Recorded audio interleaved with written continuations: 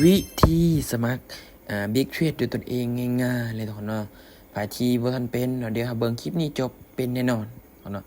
แต่ละคนก็ต้องมีเนาะแต่ก่อนอื่นหมดแต่ละคนก็ต้องมีลิงก์ต้องมีลิงก์เนาะก็คือ Big Trade มันจะสมัครโดยผ่านลิงก์หรือว่าเปิดพอร์ตผ่านลิงก์นี่ก็คือแต่ละคนนี่จะมีเรดเดอร์ส่งให้เนาะคือค่อยนี่จะมีลิงก์ของค่อยตัวเองเลยค่อยก็กดเข้าเลยปึ๊บเนาะมันจะเด้งเข้ามาหน้าตาแบบนี้หรือว่าขั้นตอนนี้ขั้นตอนนี้ได้เนาะมันจะเด้งเข้ามาหน้าขั้นตอนนี้ก็คือมันจะมีอยู่4ห้องเนาะมันจะมีอยู่4ห้องเด้อช่องที่1จะแม่นใส่พาสเวิร์ดของเฮาหรือว่า Gmail ของเฮาที่เฮาได้ผูกมัดกับโทรศัพท์ช่องที่2ก็จะใส่รหัสผ่าน Gmail ของเฮานั่นแหละรหัสผ่าน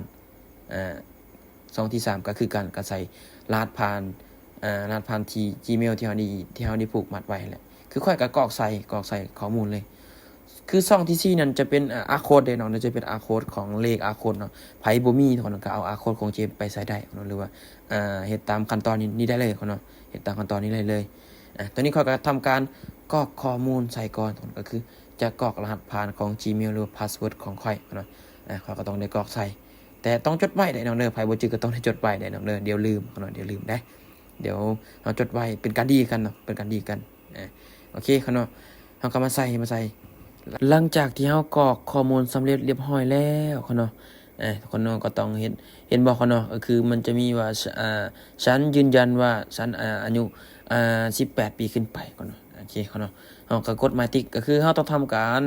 ลงชื่อใส่เฮากดเลยเนาะลงชื่อใส่เรื่อยๆเดี๋ยวลงชื่อกดเข้าปั๊บเนาะและมันจะเด้งเข้ามาหน้าแบบนี้ก็คือมันเขียนบอกว่าการลงทะเบียนสำเร็จแล้วเนาะก็คือค่อยปิดเสียงรบกวนมันจะบ่เห็นเนาะก็คือมันจะส่ง activate now เนาะทาง Gmail ของเนาะทางจดหมายของเฮาเนาะมันจะส่งไปทางนั้นเฮาก็เข้าไปเบิ่งเลยเนาะเข้าไปเบิ่งเลยได้เนาะเฮาก็เข้าไปเบิ่งเลยโอเคเนาะเข้าไปเบิ่งแล้วปั๊บเนาะเห็นบ่เนาะเฮากดเข้าเลยเจ้ากดเข้าเลยเด้อ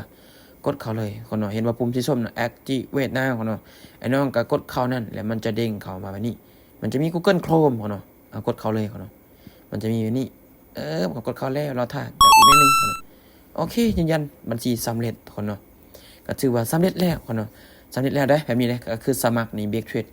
แบบนี้เลยง่ายๆเลยคนเนาะง่ายๆเลยคนเนาะนี่จะเป็นหน้าตาของมันก็คือจะมีกราฟนี่แหละคนเนาะหรือว่ามีอินดิเคเตอร์หลายนี่ก็จะเป็นเหรียญของมันคนเนาะซึ่งคนเนาะมันก็จะมีขั้นตอนอีกขั้นตอน2ขั้นตอนแหละคือเจมเจ็ดองค์ทันบทก็คือขั้นตอนในเฮานี่เปิด 2FA เขาเนาะเปิดรหัสธุรกรรมอีกไอ้เนาะเปิดรหัสธุรกรรมคือเดี๋ยวเจมจะมาเฮ็ดเป็น EP ต่อไปได้เนาะเดี๋ยว EP ต่อไปทุกคนเนาะเดี๋ยวเจมจะมาเฮ็ดให้มีแต่ว่าติดตามกันไว้ได้เนาะเด้อ